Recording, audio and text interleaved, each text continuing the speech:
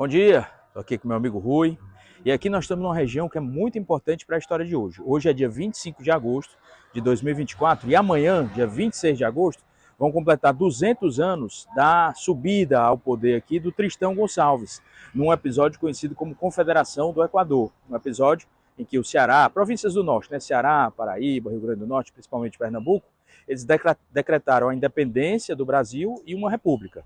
Então essa Confederação do Equador completa 200 anos. Essa revolta que houve aqui no norte e nordeste do Brasil completa 200 anos. E nessa região aqui, ó, a gente está aqui a Catedral, né? Aqui a Sobral, a Rua Sobral, e aqui a Rua São José. Nessa esquina aqui ficava um prédio muito importante para a nossa história, que era a casa do Capitão Mor, aqui do comandante das armas aqui em Fortaleza, que ficava justamente nessa esquina, entre as ruas Sobral e a Rua São José. A Rua São José, na verdade, é uma continuação da Rua Costa Barros. Esse nome também tem tudo a ver com essa história de hoje. E aqui, muito próximo aqui, a gente tem a Rua Pereira Filgueiras, que também, o nome, tem muito a ver com a nossa história de hoje. Então, a gente vai contar essa história, um pouco da Confederação do Equador. Não quero aqui fazer uma coisa muito acadêmica, até porque não tenho condições de fazer isso, né? Existem muitos trabalhos interessantes, o trabalho do professor Weber Porfírio, os próprios textos que tem no Instituto do Ceará, do Barão de Studart, várias outras pessoas, o próprio general Júlio Lima Verde, que fez uma compilação desses textos, então várias outras pessoas que fizeram coisas muito mais interessantes e que a gente usou como base para fazer esse episódio. Então acho que vai ser bem legal para lembrar esses 200 anos da nossa Confederação do Equador. E aqui nessa esquina, na Rua Condidê, tem muitas coisas importantes e a gente vai tentar conversar, falar um pouco dessa história. Vamos lá!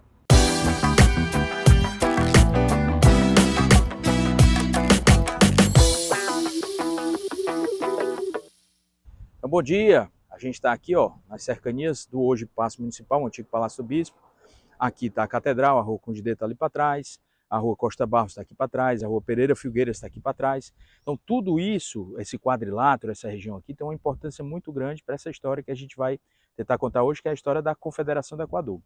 Confederação do Equador é um dos ecos da Revolução Pernambucana de 1817.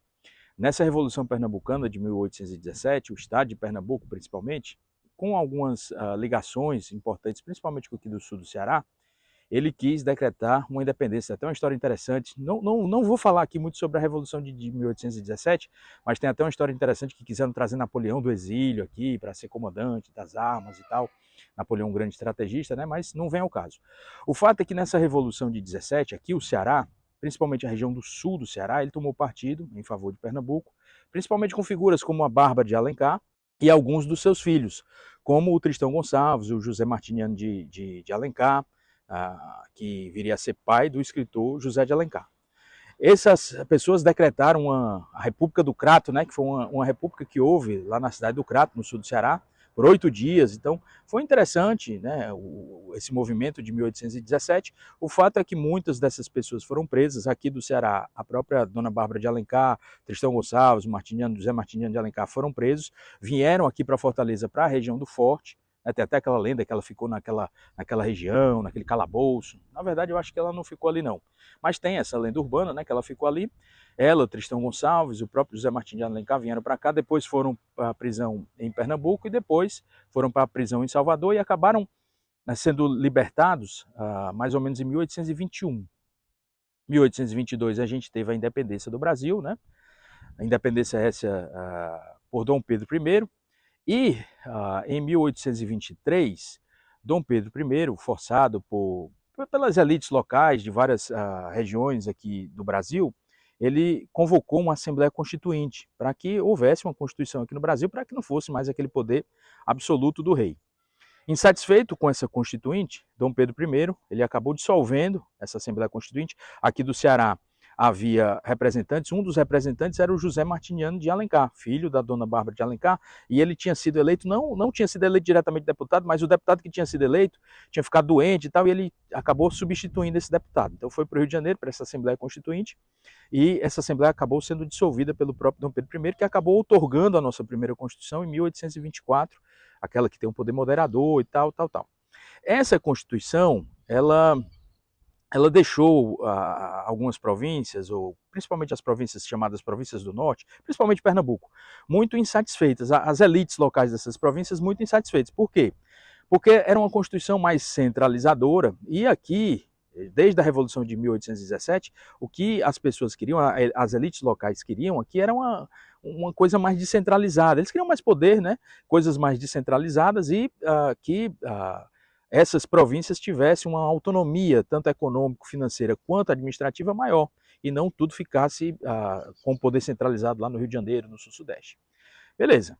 Então, em 1824, aqui no Ceará, em janeiro de 1824, na Casa de Câmara e Cadeia de Quixeramobim, teve a decretação, a declaração de independência do Brasil e não mais aceitar a autoridade da família Bragança, que é a monarquia de Dom Pedro I e tal. Isso foi importante, foi interessante.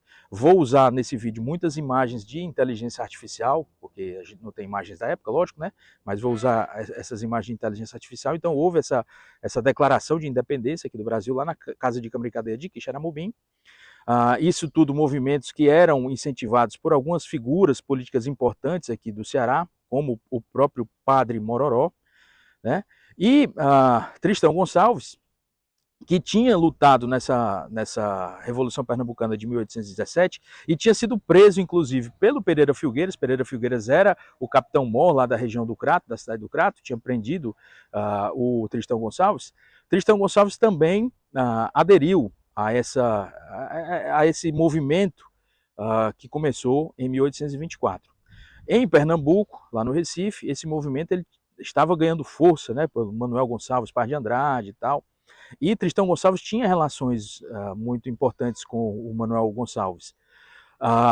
É tanto que, por conta dessas relações, houve um manifesto lá, os brasileiros, do Manuel Paz de Andrade, e a partir desse manifesto, Tristão Gonçalves ele quis declarar o seu apoio justamente a essa causa pernambucana de 1824. Então, as forças, as tropas comandadas por Tristão Gonçalves e Pereira Filgueiras, que agora estava aliado de Tristão Gonçalves, aliás, desde as guerras que houve, ou a guerra que houve lá no Piauí, para a deposição do Fidié, né, do português Fidié, naquela batalha conhecida como a Batalha do Ginipapo, em que o Tristão Gonçalves lutou junto com o Pereira Filgueiras, eles ficaram aliados, ficaram amigos e tal, e ficaram se ajudando mutuamente, né? Então, com essa ajuda do Tristão Gonçalves e do Pereira Filgueiras, eles arregimentaram várias pessoas aqui no Ceará, o clero de algumas cidades, vários políticos importantes de algumas cidades, e começaram a regimentar esse movimento que tomou conta do estado e acabou chegando aqui em Fortaleza, que era a capital da província.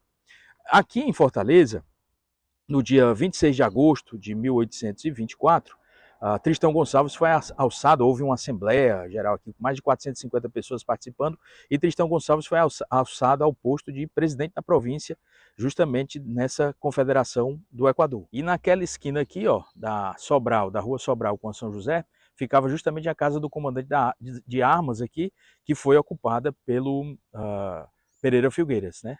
Que era o comandante do exército, desse exército confederado aqui no Ceará. Aqui a gente está na Condidê, aqui é o Centro Cultural do Banco do Nordeste, aqui já foi o Mercado Central, e aqui também era a Casa de Câmara e a Casa dos Governadores, aqui no Ceará. O Largo da Sé ficava nessa região, próximo à Igreja da Sé, e aqui era a Casa de Câmara e a Casa dos Governadores. E aqui é muito importante para essa história também, na Condidê também ficava a Casa do Padre Mororó, porque foi aqui que houve essa assembleia com 450 pessoas participando aproximadamente e que declararam o Tristão Gonçalves o presidente da província confederada, aqui no Ceará, se juntando à Confederação do Equador.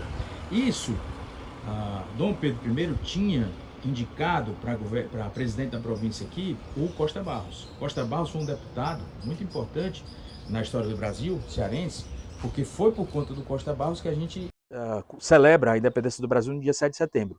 Quando houve a independência do Brasil, em 1822, houve essa discussão lá na Câmara no Rio de Janeiro sobre qual seria a data que nós deveríamos comemorar a independência. Tinha gente que defendia o 7 de setembro, Costa Barros um deles, tinha gente que defendia o dia da coroação do Dom Pedro I e tal. O fato é que esse projeto de lei, essa lei que decretou o dia da independência do Brasil sendo no dia 7 de setembro, foi do Costa Barros. E Costa Barros foi indicado por Dom Pedro I para ser o presidente da província aqui. Só que ele chegou aqui, já estava esse fervilhão de eventos que estavam acontecendo aqui, ele acabou sendo deposto por essas pessoas aliadas ao Tristão Gonçalves e ao Pereira Filgueiras. Ele não chegou a assumir, de fato, a presidência da província aqui. Ele foi deposto, né, e assumiu a presidência da província o Tristão Gonçalves, e foi justamente nessa região aqui, que foi demolida depois pelo prefeito Álvaro Ene, né, mas era a Casa de Câmara e a Casa dos Governadores. O Palácio da Luz ficava aqui para trás, né, na Praça dos Leões, e aqui era essa construção que a gente tem algumas fotos ainda dessa região. Então essa região aqui foi muito importante para esse início da Confederação do Equador, em 1824, aqui, culminando para que no dia 26 de agosto o Tristão Gonçalves galgasse o posto de presidente da província aqui da Confederação do Equador. Muito se fala na Confederação do Equador, lá no Passeio Público, na Praça dos Mártires, tal. Tem uma importância, a gente vai já chegar lá, mas essa região toda aqui, o Largo da Sé, o antigo Largo da Sé, a própria Rua Condidê, essa região aqui, hoje, né, na Praça dos Leões, Praça General Tiburcio, são regiões também muito importantes para esses eventos que houve aqui em Fortaleza. O fato é que Tristão Gonçalves assumiu em agosto de 1824, 26 de agosto, mas logo em seguida ele teve que deixar aqui Fortaleza para ir para outras cidades. Ele rumou, por exemplo, para a cidade de Aracati e tal, porque havia as contraofensivas do próprio Império. O imperador Dom Pedro I não veio aqui para o Ceará, não veio para o Nordeste para combater nessa Confederação do Equador, como ele foi em outras batalhas, como por exemplo na Guerra da Cisplatina. Mas ele enviou tropas aqui, tropas por terra, comandadas por Francisco de Lima e Silva, que viria a ser o pai do Duque de Caxias, né, que foi muito importante na Guerra do Paraguai, e enviou também um almirante, o Lord Cochrane, um almirante inglês, que Dom Pedro I tinha contratado para estruturar a nossa armada, a Marinha Brasileira. Então o Lord Cochrane foi para o Recife, algumas batalhas houve lá em Recife, em Pernambuco. O Lord Cochrane chegou a bombardear a cidade, e depois o Lord Cochrane veio aqui para o Ceará e fundiou na região dos antigos portos de Fortaleza, que ficam ali para trás. O Francisco de Lima e Silva, ele veio por Sergipe, veio por terra por Sergipe, né? Por mar até Sergipe, mais ou menos por terra, e houve algumas batalhas na região de Alagoas e tal, com algumas mortes, e ele inclusive mandou alguns emissários para cá. Um desses emissários acabou vindo para a cidade de Aracati. Tristão Gonçalves tinha mandado também emissários lá para a cidade do Recife para pedir ajuda para o Manuel de Carvalho, o pai de Andrade, né? Esse emissário acabou sendo preso e tal, e pessoas ligadas ao Francisco de Lima e Silva, do Exército Imperial, vieram aqui para algumas cidades para lançar essa contraofensiva. Então Tristão Gonçalves acabou indo até a cidade do Aracati, houve essa contraofensiva lá, não conseguiu. O José Félix de Sá assumiu o governo, era o vice do Tristão Gonçalves, assumiu o governo aqui em Fortaleza, esse governo confederado provisório, né? Tristão Gonçalves acabou derrotado lá na cidade do Aracati, e quando estava saindo da cidade, mais ou menos ali na região de Jaguaribara e tal, acabou tendo uma batalha muito importante. Ele acabou falecendo às margens de um riacho lá. O seu corpo acabou sendo vilipendiado, cortaram as mãos e tal. Nesse lugar tem até um monumento, foi erguido um monumento posteriormente em homenagem, como sendo um túmulo, né, ao Tristão Gonçalves. Quando o José Pereira Filgueiras soube da morte do Tristão Gonçalves, ele rumou lá para o sul do Ceará, para a sua cidade natal, para o Crato, né, para a sua cidade em que ele tinha sido já capitão-mor, e acabou se rendendo também nessa região lá. O Tristão Gonçalves morreu mais ou menos em outubro, e o Pereira Filgueiras rumou para a região do Crato, do sul do Ceará, acabou sendo preso lá e foi enviado até o Rio de Janeiro. Quando estava mais ou menos na região de Minas Gerais, e foi enviado de carroça, né, lá para o Rio de Janeiro preso, ele acabou falecendo de causas desconhecidas, né? Então o Pereira Filgueiras e o Tristão Gonçalves morreram em 1824. Em 1824 também, em outubro mais ou menos, essa revolta aqui do norte, das províncias do norte e nordeste do Brasil, já estava mais ou menos debelada. Então, Lord Cochrane, que foi esse almirante enviado aqui para as províncias do norte, tinha prometido uma anistia geral para todos os participantes, mas fato esse que não acabou acontecendo.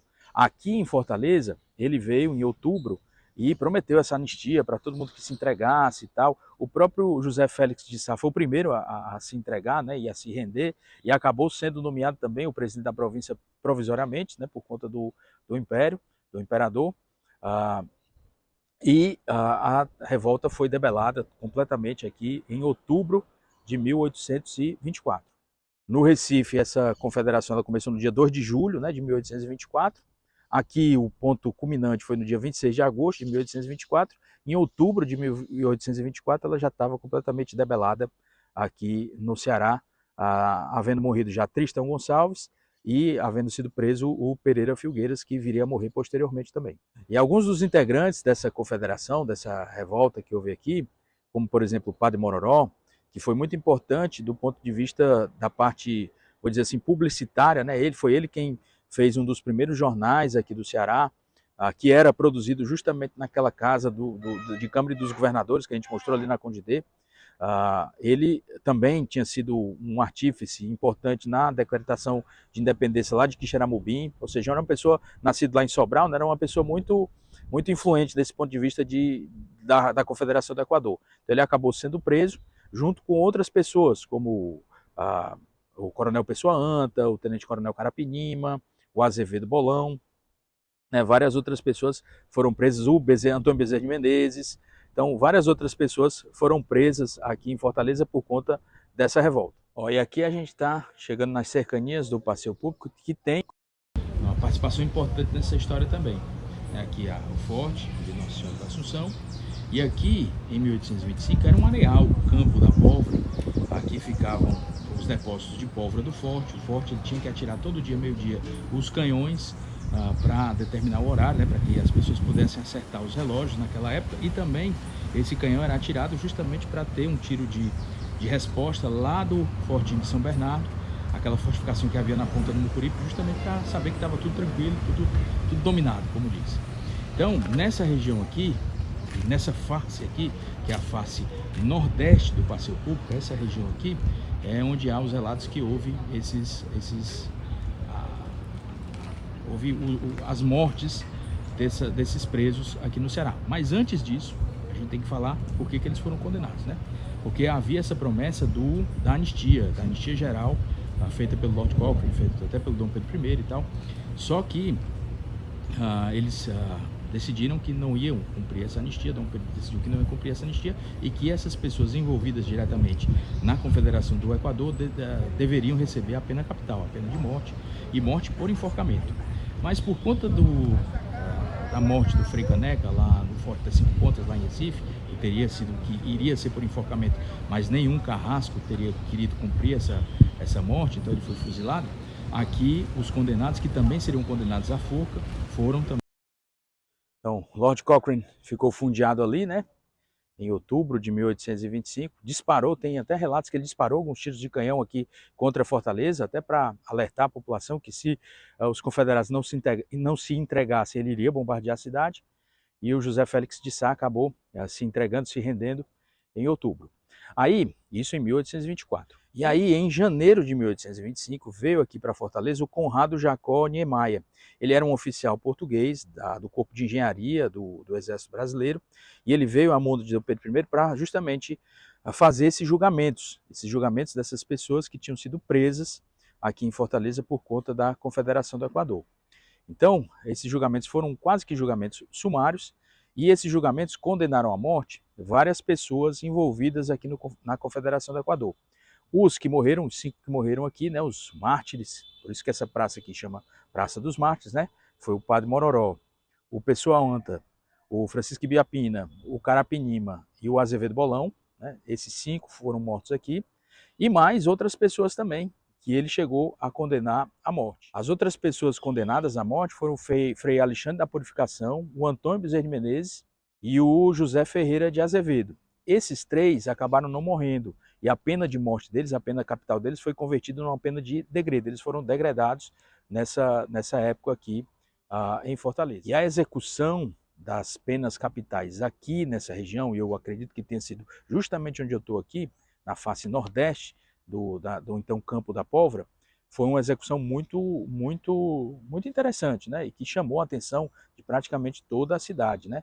O pessoal, nos relatos, tem um relato do Eusébio de Souza, em 1924, ele fez, ou seja, 100 anos depois, né, da Confederação do Equador, que fala detalhadamente como foi esse fuzilamento dessas pessoas, e que essas árvores aqui estavam apinhadas de gente, de crianças inclusive na execução do Padre Mororó, por exemplo, algumas crianças caíram de um galho desse aqui, todo mundo começou a rir, inclusive o próprio Padre Mororó, que viria a ser morto logo em seguida, né, fuzilado.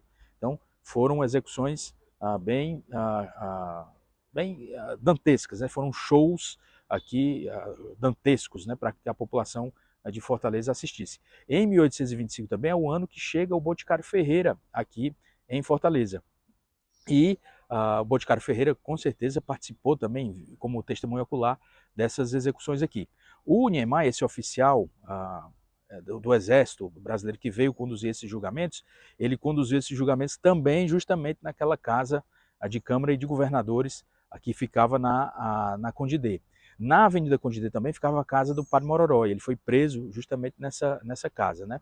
Então há esses relatos muito interessantes de como foram esses julgamentos e de como foi aplicada essa pena capital. Então o Niemeyer, né, esse oficial do Exército Brasileiro, que era português, chegou aqui em janeiro de 25, mas os trabalhos começaram no dia 22 de abril de 1825. De janeiro a abril ficou pegando documentos, pegando evidências para a condenação dessas pessoas, né? O julgamento foi em abril e a condenação também foi nessa época de abril, a partir do dia 22 de abril, e as penas capitais começaram a ser aplicadas. O primeiro condenado foi o padre Inácio de Loyola Melo Mororó. Ele foi preso ali na Avenida Condidê, na casa dele, e foi condenado com duas acusações: de ter decretado essa independência do Brasil em Quixeramobim, em janeiro de 1824, e de ser o redator dos diários aqui do Ceará.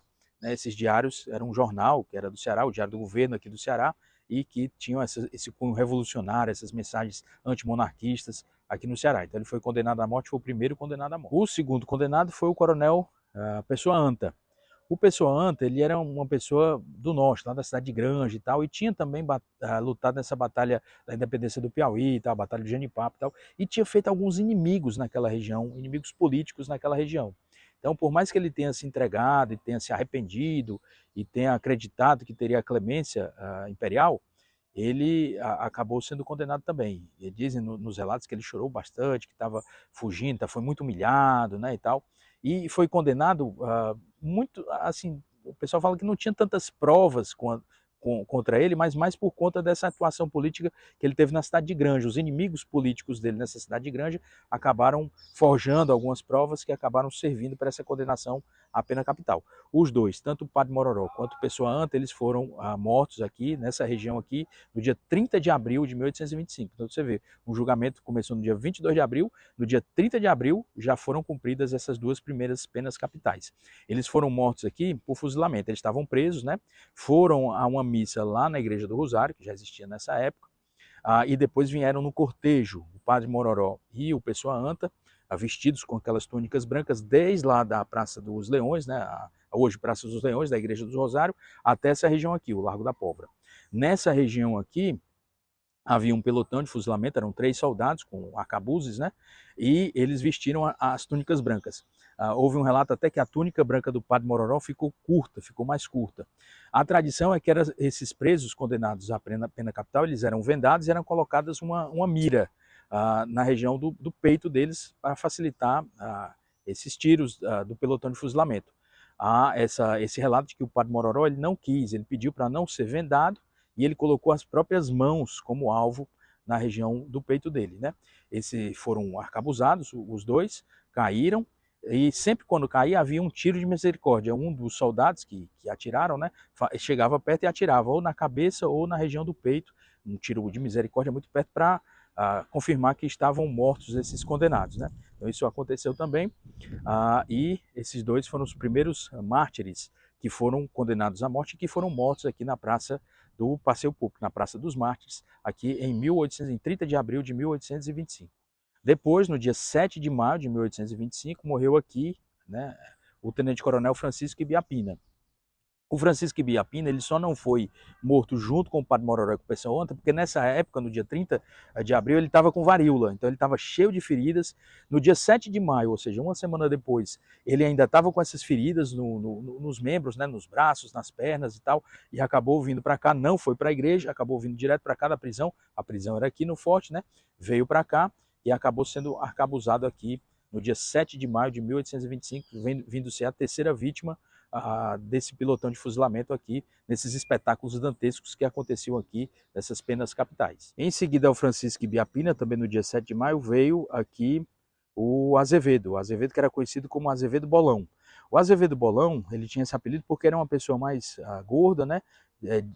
Dizem os relatos que ele não tinha pescoço e que era um homem de cor. Talvez por isso ele tenha tido uma morte mais dantesca, vou dizer assim, né? Ele veio aqui, foi arcabuzado, não morreu nos primeiros tiros, e a pessoa que foi dar o tiro de misericórdia, ele mirou muito próximo à cabeça e estourou a cabeça, os relatos são esses, estourou a cabeça do Azevedo Bolão com os miolos saindo pela cabeça, e o cachorro desse soldado veio aqui, ele mandou o cachorro aqui para vilipendiar, para comer esses miolos. Então foi uma morte bem chocante, né, que chocou a população, e as pessoas acham que isso foi feito justamente porque ele era a única pessoa, o único condenado de cor, né, que ele era mais moreno, ele era natural da Bahia.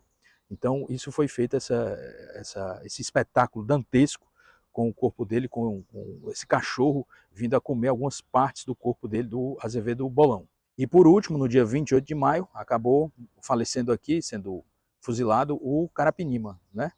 O Carapinima teve um pedido especial que foi ter uma cadeira, ser fuzilado sentado. Foi colocada essa cadeira para ele e ele foi fuzilado no dia 28 de maio, nessa região aqui. Depois, a partir da segunda metade do século XIX, essa região foi urbanizada, foi construído essa praça aqui, o Passeio Público, que foi denominada de Praça dos Mártires.